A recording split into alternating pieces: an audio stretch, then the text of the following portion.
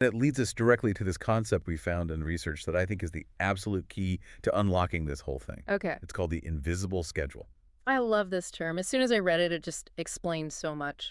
Because feeling behind essentially means you are comparing your life to an invisible schedule because it doesn't actually exist, not in the real physical world.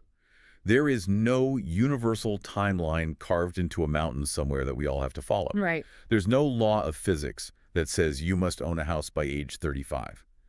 There's no biological rule that says you must be a manager by age 30. An oak tree doesn't look over a pine tree and think, gosh, I should really be taller by now. It just grows at its own pace. But we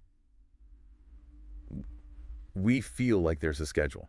It feels as solid and as real as gravity. It does. And that's because it's constructed by everything around us. It's made up of, societal expectations, pressure from our families, what we see in the media, advertisements, even history. And we absorb it. We internalize it completely. We swallow it whole without even realizing it.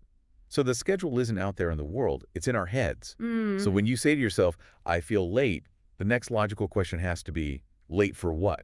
You're late for a meeting that was never actually scheduled. You're trying to meet a deadline that you invented. That's really confronting to hear. But it's true. This feeling is not actually about time. It's about expectations.